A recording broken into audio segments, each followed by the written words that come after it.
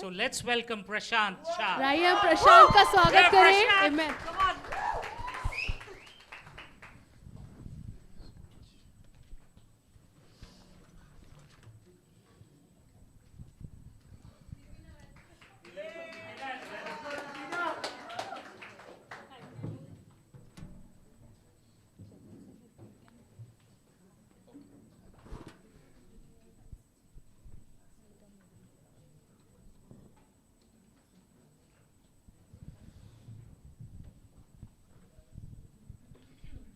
Thank you so much, Sunny, for my brief introduction. शुक्रिया सनी, मेरा अच्छा परिचय दिया आपने। Good afternoon, church.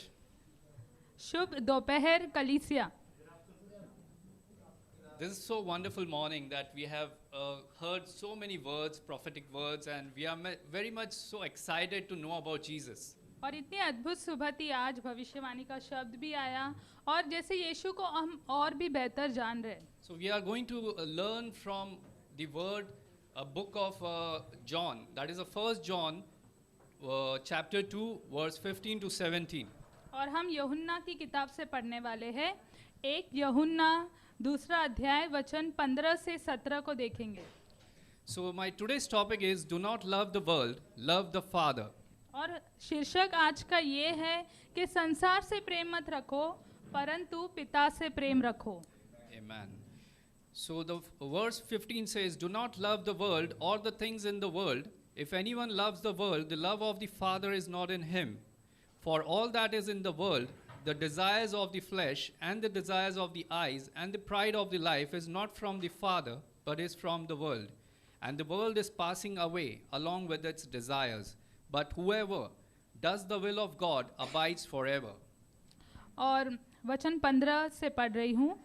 तुम न तो संसार से और न संसार में की वस्तुओं से प्रेम रखो।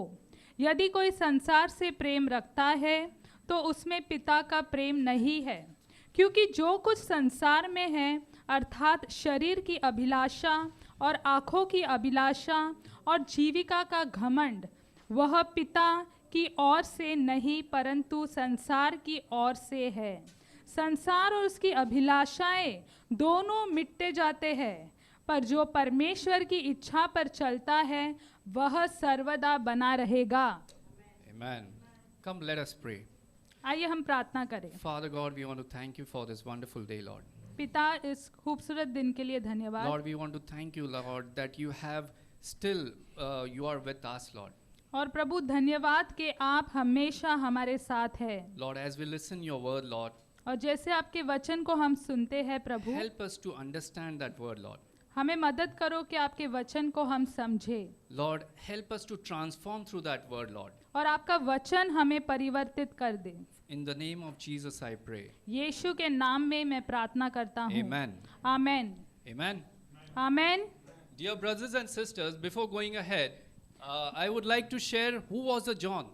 भाई और बहनों, इससे पहले कि मैं आगे बढ़ूँ, मैं बताना चाहता हूँ कि यूहन्ना कौन है। Some of you might be wondering, John the Baptist. और आप में से कुछ शायद सोच रहे होंगे मैं यूहन्ना बपतिस्मा देने वाले के बारे में बोल रहा हूँ। No, it's not the John the Baptist, but it's a John apostle. लेकिन मैं उनके बारे में नहीं बात कर रहा, मैं यूहन्ना जो प्रेरित था उसके बारे में बात कर रहा हूँ। Who was a chosen disciple of Jesus and brother of James. और वो यीशु के द्वारा चुना गया शिष्य था और याकूब का भाई था। He was a fisherman along with Peter and James. और पतरस और याकूब के साथ वह एक मछुआरा था। In the scripture, God is speaking through Apostle John. और वचन में परमेश्वर प्रेरित यूहन्ना से बात कर रहा है। With authority as a ruler and creator who has right to command us. और इस अधिकार से कि वो रचना करने वाला है, शासन करने वाला है और उसके पास अधिकार है कि वह हमें आज्ञा दे। John mentions the world 6 times in these 3 verses. और यूहन्ना संसार इस शब्द का 6 बार उसका प्रयोग करता है इन वचनों में। So what is the world as per the John? तो यूहन्ना के अनुसार संसार या दुनिया क्या है? It is the entire system of rebellion against God and his rule. और ये ऐसी एक व्यवस्था है जो परमेश्वर के नियम के विरुद्ध काम करती है। World is the reference to the fallen man-centered system or the way of life. और एक जो जीवन शैली है या उसके खिलाफ विद्रोह करने वाली ये एक बात होती है. The world John is talking about is the one referred to the 1 John 5:19. We know that we are of God and the whole world lies in the power of the evil one. और यूहन्ना ये कहता है कि हमें पता है कि हम परमेश्वर के हैं, लेकिन ये पूरा जो संसार है वो दुष्ट के सामर्थ्य के नीचे दबा है. Let us understand why John is speaking about do not love the world. आइए समझते हैं कि यूहन्ना क्यों कह रहा है कि संसार से प्रेम मत करो. This verses contains one main commandment and 3 reasons for it. और ये जो वचन है उसमें एक आज्ञा है और 3 ऐसी वजह शामिल है. The commandment is do not love the world. और वहाँ आज्ञा ऐसी दी गई है कि संसार से प्रेम मत करो. And the first reason for it is if you love the world, you don't love God. और एक वजह उसकी ये है क्योंकि अगर आप संसार से प्रेम करते हो तो आप परमेश्वर से प्रेम नहीं करते हो. The second reason is if you love the world, you will perish with the world. और दूसरी वजह ये है कि अगर आप संसार से प्रेम करोगे तो संसार के साथ ही नाश हो जाएगा आपका. And the third reason is और तीसरी वजह ये है if you love God instead of the world, you will live with God forever. कि अगर आप परमेश्वर से प्रेम रखोगे संसार के बजाय तो आप परमेश्वर के साथ सदा के लिए जीवित रहोगे. But don't misunderstand. लेकिन मुझे गलत मत समझना जो मैं कह रहा हूँ. When John says not to love the world, he is not talking about the people. जब यूहन्ना कहता है कि संसार से प्रेम मत करो तो वो लोगों के बारे में नहीं कह रहा है. God is not telling you do not love the unsaved people. और ये नहीं कह रहा है परमेश्वर कि जिन लोगों का उद्धार नहीं हुआ उनसे प्रेम मत करो. He is commanding you not to love the fallen wicked system that leaves God out and lies under the influence of Satan. और वो आपको ये कह रहा है कि जो गिरी हुई व्यवस्था है दुनिया की उसके पीछे मत चलो, जो परमेश्वर को अलग रखता है और जो शैतान के प्रभाव के नीचे काम करता है. If we see in the Eve's case, अगर आप हवा की बात में देखेंगे, the desire of the flesh and the desire of the eyes became favorable through the boastful pride of the life. तो उसकी जो आंखों को उसे भा रहा था और जो उसकी जीविका का घमंड था वो उसे ज्यादा पसंद आने लगा. She desires after the tree because it was able to make her wise. और वह उस पेड़ के पीछे जाना चाहती थी क्योंकि उसे लगा कि उसके द्वारा वो बुद्धि पाएगी. We read that the woman saw that the tree was good for food and delightful to look at, and that it was desirable for obtaining wisdom. और हम पढ़ते हैं कि उस महिला को हवा को ऐसा लगा कि वो जो पेड़ है वो खाने के लिए अच्छा है और नज़र के लिए भी हर्षाने वाला है और बुद्धि भी उसके द्वारा हासिल हो सकती है. She desires after something that she thought was profitable. और वो ऐसी चीज़ की चाहत रख रही थी जिससे उसको लगा कि उसको लाभ होने वाला है. Later she discovered that her disobedience to God's words resulted in a curse from the Lord. और आगे चल के उसे पता चला क्योंकि उसने परमेश्वर की बात नहीं मानी इसलिए आगे चलकर वे श्रापित हो गए. The 3 worldly desires that caused the downfall of Eve are और 3 जो बातें होती है संसार की जिसके कारण वो गिर गई हवा, वो ये थी the same 3 fleshly desires that enters our hearts and lives. और वो 3 ही वही बातें, वो 3 जो शरीर की लालसा होती है जो हमारे हृदय में और हमारे जीवन में प्रवेश करती है. And that too often cause our own downfall. और उसी के कारण ज़्यादा कर हमेशा हम गिर जाते हैं. But all the feeding from the worldly principles and the philosophies are not from our Father in heaven. लेकिन ये जो सारी बातें संसार से आती है और ये सारे जो विज्ञानी बातें करते हैं वो हमारे पिता के ओर से नहीं है. The main point of this message is और इस संदेश का मुख्य बात ये है do not love the world, love the Father. कि संसार से प्रेम मत रखो लेकिन परमेश्वर से प्रेम रखो. Amen. But that's much easier to read than it is to live. लेकिन वो पढ़ना हमारे लिए आसान है, लेकिन उसे जीना बहुत कठिन है। We can see the world, हम संसार को देख सकते हैं, but we can't see the Father. लेकिन पिता को नहीं देख सकते हैं। And given these two options, we tend to attract towards what we see. और अगर ये दो चुनाव दिए जाएंगे तो जो हमें दिखाई देता है उसकी ओर हम ज़्यादा आकर्षित होते हैं। Yes. Amen. It says in 1 John 2:15, do not love the world or the things of the world. और 1 यूहन्ना 2:15 में लिखा है कि संसार की वस्तुओं से प्रेम न रखो। What are the things of the world which John is talking about? तो ये संसार की कौन सी वस्तुएं हैं जिसके बारे में यूहन्ना बात कर रहा है? The term world is not a reference to the planet or even all the material things. तो जहाँ ये जो संसार शब्द है वो ग्रह के बारे में नहीं बात कर रहा है या उसमें जो चीजें रखी है उसके बारे में नहीं बता रहा है। Not to be over attracted to the worldly things which are non-spiritual. और जो आत्मिक चीजें नहीं है उसकी ओर आकर्षित हो जाना। We cannot love the world and love God at the same time. हम परमेश्वर से और संसार से एक ही समय पर प्रेम नहीं कर सकते हैं। Fourth is that world is the reference to the fallen man-centered system or the way of life.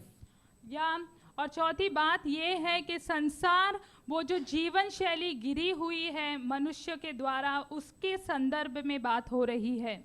So for better understanding of the scripture, we will understand the story of Abraham and Lot from Old Testament. तो इन वचनों को, इन बातों को ठीक ठीक समझने के लिए हम अब्राहम और लूत की कहानी जो पुराने करार में दी गई है हम उसको देखेंगे। It is from Genesis 11, और वो उत्पत्ति के 11वें अध्याय verse में 32. वचन 32 में लिखा है। The story of Abraham and Lot begins with Abraham's father Terah. और ये कहानी जो अब्राहम का पिता तेरा है उसके साथ में शुरुआत होती है। Terah left Ur of Chaldeans and traveled west to Haran with Abraham. और वह ऊर नगर से निकला और कनान देश जाने को चला With Abraham, अब्राहम के साथ, Abraham's wife Sarah, अब्राहम की पत्नी सारा and Lot, who was Abraham's nephew. और लूत जो अब्राहम का भतीजा है। Terah died in Haran. और तेरा जो है उसकी मृत्यु हारान में हुई। So in further we see in Genesis 12 verse 10 to 20, after a brief time in Egypt during a famine they returned to Canaan. और 12वें अध्याय में हम देखते हैं कि वो जब वहाँ पर अकाल पड़ गया तो वो कनान देश लौट गए। Thus Abraham and Lot's servant were involved in argument over grazing areas for their large herds of livestock. और अब्राहम और लूत के बीच में वाद विवाद हुआ उस जगह को लेकर जहाँ पर उनकी जो भेड़ की झुंड थी वो चराई कर सके। So in Genesis 13 we can see that Abraham and Lot agreed to part ways.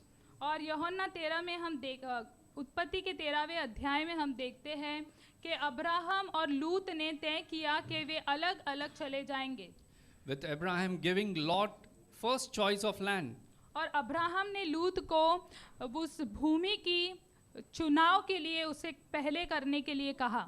Lot chose the land which was attracted to Jordan Valley. और लूता ने उस भूमि का चुनाव किया जो यर्दन नदी के किनारे पे था।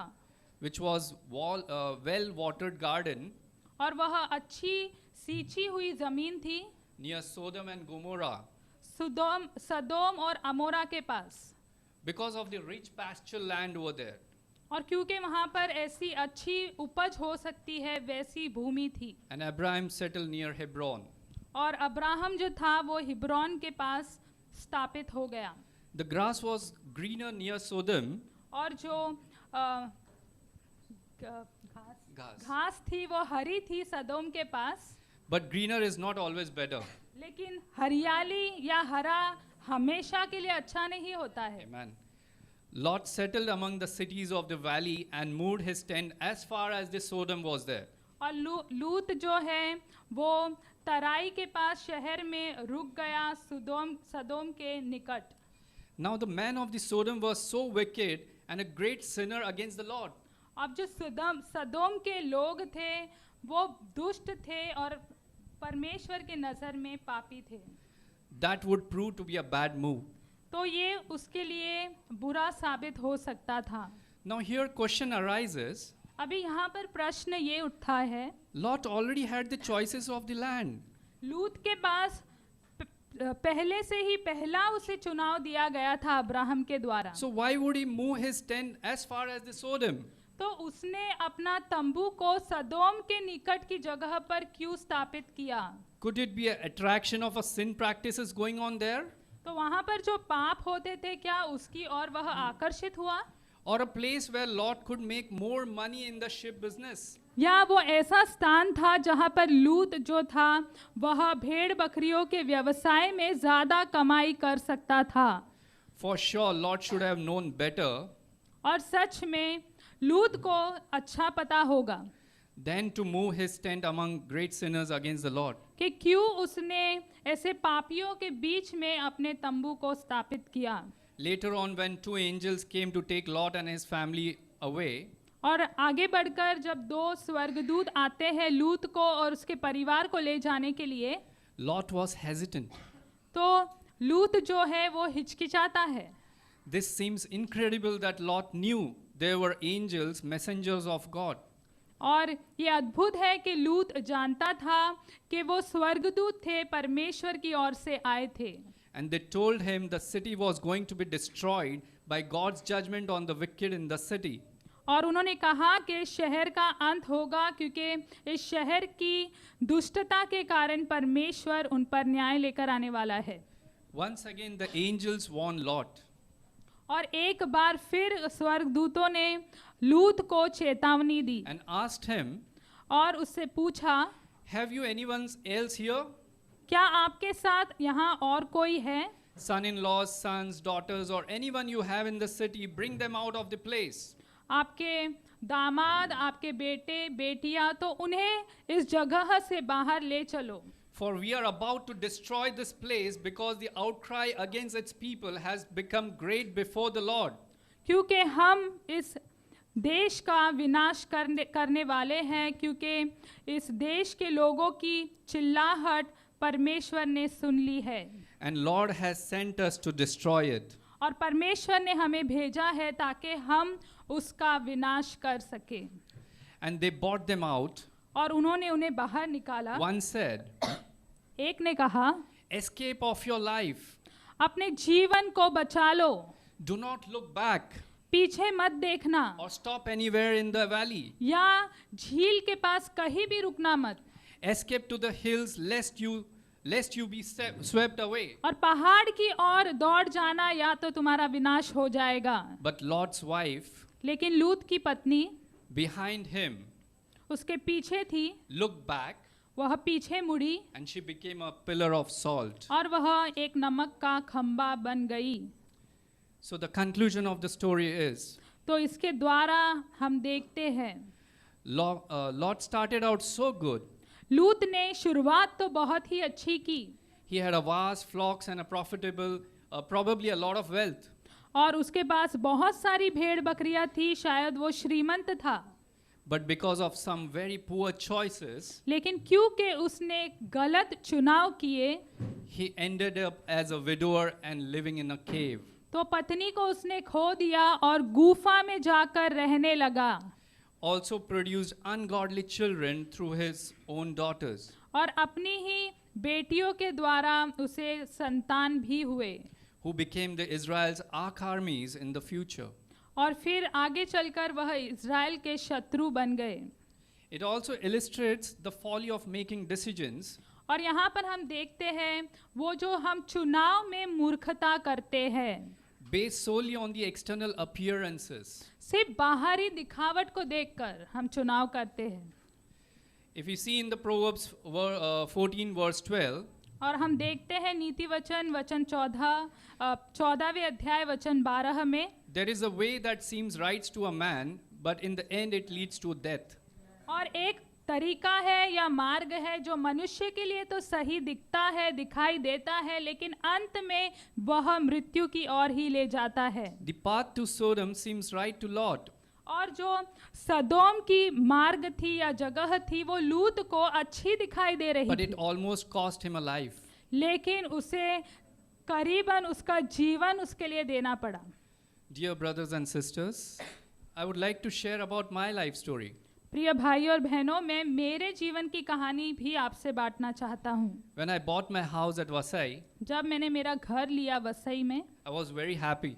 मैं बहुत खुश था, But the challenge was to pay the EMI of a housing loan. लेकिन चुनौती थी मेरे लिए कि मुझे लोन का ईएमआई, उसकी जो कुश्ती होती है वो चुकानी थी।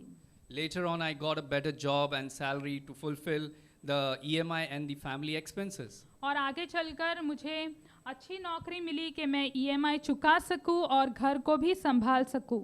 And also, I got attracted to buy a good stuff for my house on EMI base. और मैं आकर्षित हुआ कि ईएमआई पर मैं और भी चीज़ें खरीदूं मेरे घर के लिए। As the years passed and my salary increased, और जैसे साल गुजरे और मेरी पगार बढ़ी, I had more worldly desires to which can comfort my lifestyle. तो संसार की लेकर चीज़ों को लेकर मेरे अंदर और अभिलाषाएं आई ताकि मैं आरामदायी जीवन जी सकूं। As I was fulfilling my desires, और जैसे मेरी इच्छाओं को मैं पूरा कर रहा था, I was going in a big debt. वैसे मैं कर्ज में डूबता जा रहा था। Eventually, my mother was detected with a serious illness. और आखिरकार ऐसा भी हुआ कि मेरी माँ को बड़ी बीमारी हो गई, For which even I had to take additional loans to pay her medical expenses. और उसके लिए मुझे और भी लोन लेने पड़े ताकि मैं उसकी दवाई का खर्च उठा सकूं। I was the only brother among my brother and sister who was with a stable income to fulfill all the expenses of my house and EMIs.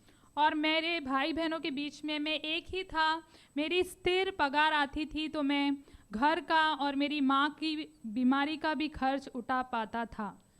For more years passed by paying my credit card bills and EMIs. और साल ऐसे ही बीतते गए मेरे credit card के bill और मेरे जो ईएमआई होते थे वो चुकाने में, But my desire was not controlled. लेकिन मेरी अभिलाषाएं, मेरी इच्छाओं पर नियंत्रण नहीं था। Finally, it started worrying me. और आखिरकार ऐसा हुआ कि मैं चिंतित हो गया, Because of the job situation was going so bad. क्योंकि काम की स्थिति बहुत ही बुरी चल रही And थी I had a loan burden which was the more than the value of my property. और मेरे पास लोन था, मुझे लोन चुकाना था और मेरे घर से भी ज़्यादा उसकी कीमत थी। At that point, I had a suicidal thoughts. और उस समय मुझे आत्महत्या के विचार आ रहे थे To finish my life. कि मैं मेरा जीवन खत्म कर दूं, I was in a deep stress और मैं बहुत ही तनाव में था that how to overcome my expenses and my family requirements. कि मैं कैसे इन ज़रूरतों को पूरा करूं, ये खर्च मैं कैसे पूरा करूंगा। In meantime, I lost my mother. और उसी समय में मेरी माँ की मृत्यु हो गई After that, I was feeling lost. और बस उस समय ऐसा हुआ कि मैं खो गया। But I had only option to sell my property and pay all my debts. और मेरे पास एक ही चुनाव था कि मैं मेरे घर को बेच दूं ताकि कर्ज चुका सकूं, Which I did after my mother passed away. और वो मैंने किया। और उसके बाद जब मेरी माँ गुजर गई उससे पहले, After my mother passed. और मेरी माँ के गुजरते ही उसके बाद में मैंने मेरा घर बेच दिया। When I started obeying the word of God, और जब मैं परमेश्वर की वचन को मानने लगा, love of God grew in my life. परमेश्वर का प्रेम मेरे दिल में, मेरे जीवन में समा गया I felt peace in my life. और मुझे मेरे जीवन में शांति महसूस हुई। Slowly, my temptation towards the worldly desire was slowing down. और मेरे जो अभिलाषाएं थी संसार की बातों को लेकर, वो धीरे धीरे कम होने लग गई। After that, I got married with Dimple. और उसके बाद मेरा विवाह डिम्पल के साथ हुआ। And then I have decided that I will never take any more loans. और फिर मैंने ये निर्णय किया कि अब से मैं कोई कर्ज नहीं उठाऊंगा, लोन नहीं लूंगा। So me and Dimple started praying hard, speaking to the Lord, Lord, help us to come out of all this debt curse. और मैं और डिम्पल बहुत प्रार्थना करने लगे जोरों से परमेश्वर से कि प्रभु मदद करो कि इन कर्ज से हम बाहर निकल पाए। And Lord, help me to work hard in my job, through which I earn additional income, that is an incentives, and slowly my debts are being closed. और परमेश्वर ने मुझे काम मेहनत से करने में मदद की और उसके द्वारा मैं और पैसे कमा पाया, जो मुझे इंसेंटिव मिलते थे उसके द्वारा मेरा कर्ज मैं चुकता कर पाया और कर्ज से मैं बाहर निकल गया. I thank you, Lord Jesus, who took away all my sins and curses, through which I had a new life to live. और मैं प्रभु यीशु को धन्यवाद करता हूँ कि उसने मेरे सारे श्राप, मेरे सारे पाप ले लिए और मुझे एक नया जीवन दिया है. Brothers and sisters, भाई और बहनों, as you heard my life story, जैसे आपने मेरे जीवन की कहानी को सुना, how Lord Jesus has rescued my life and overcome all the desires of my life. कि कैसे प्रभु यीशु ने मुझे छुड़ाया और मेरी अभिलाषाओं से, जो सांसारिक अभिलाषाएं थी, उससे मुझे बाहर निकाला है. But still I am learning to overcome the desires. और अभी भी उसमें मैं सीख रहा हूँ और आगे बढ़ रहा हूँ. So today I leave question for us. और ये प्रश्न आज आपके साथ मैं छोड़ना चाहता What are हूँ. the worldly desires which we are attracted? वो कौन सी सांसारिक चीजें हैं जिसकी ओर हम आकर्षित होते हैं. If you are attracted, अगर आप आकर्षित होते हैं those desires has become a stronghold of your life. तो वो जो अभिलाषाएं हैं, इच्छाएं हैं, वो आपके जीवन में क्या गढ़ हो गई हैं. Where are we today? Where are we today? आज हम कहाँ हैं? Way down or weightless? हम दबे हुए हैं या हम हल्के हैं. If we all lost our joy, और अगर हम हमारे आनंद को खो देते हैं feel far from God, और परमेश्वर से दूर महसूस कर रहे and are हैं busy with no purposes, और हमारे जीवन में कोई योजनाएं नहीं है और हम ऐसे ही व्यस्त हैं, bored with spiritual things, आत्मिक चीजों से हमें आलस आता है, हमें पसंद नहीं हो, then maybe we are attracted to this world. तो शायद हम संसार से आकर्षित हो चुके हैं Quite possibly we have become worldly. और शायद हम सांसारिक हो चुके हैं. Today God is going to test us आज परमेश्वर हमें परखने वाला है, to see how worldly we all are. यह देखने के लिए कि हम कितने संसार से आकर्षित हैं. How can we live in this world हम यह संसार में कैसे जी सकते हैं, but not to be of this world. लेकिन ये संसार के न होते हुए. As we see in the story of the Abraham and Lot, और जैसे हमने अब्राहम और लूत की कहानी में देखा, Lot helped onto his property and riches, but lost everything on his life and his wife. Sorry. और लूत ने अपनी संपत्ति को थामे रखा, लेकिन आखिरकार उसने अपनी पत्नी को खो दिया. Abraham let go of everything, whatever he had. और अब्राहम ने उसके पास जो कुछ भी था उसे छोड़ दिया, उसे जाने दिया. He was even ready to sacrifice his only son. और वो इतना ही नहीं, अपने एक लौते बेटे को बलिदान करने के लिए भी तैयार था. But the end he got everything. लेकिन अंत में हम देखते हैं उस कहानी में अब्राहम को सब कुछ मिलता है. And today our father Abraham is our example. और आज हमारा पिता अब्राहम हमारे लिए उदाहरण है. Our Father God gave up His only Son, Jesus Christ, for our sins and rebellion because He loves us. और पिता परमेश्वर ने अपने पुत्र को भेजा हमारे लिए, हमारे विद्रोह के लिए, ताकि वह हमें आज़ाद कर सके. Let's love this God in return. आइए इस परमेश्वर को हम बदले में प्रेम देते हैं. It's time for us to surrender ourselves to Jesus, और समय आ गया है, यह समय है कि हम यीशु को हमारा जीवन समर्पित who has करें. overcome all the desires of this world. और उसने यह संसार की सभी अभिलाषाओं पर विजेता हासिल की है.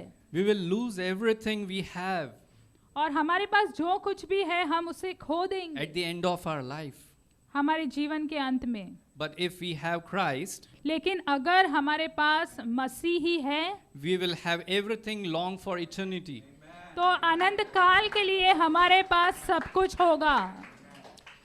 Our path out of worldliness is to travel further to the love of God. और इस संसार से बाहर निकलने के लिए हमें परमेश्वर के प्रेम के पास जाना होगा.